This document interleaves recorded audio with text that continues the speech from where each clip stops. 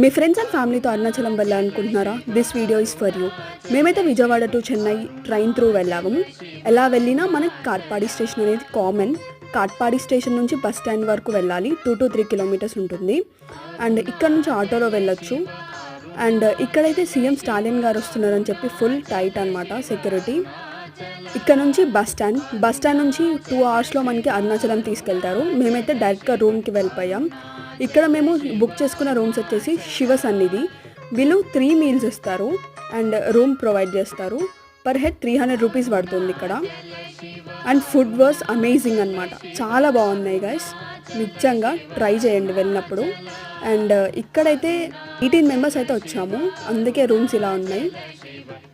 మేము ఇక్కడ fresh up అయిపోయి గిరి ప్రదక్షిణకి అయితే స్టార్ట్ అయిపోయాం గైస్.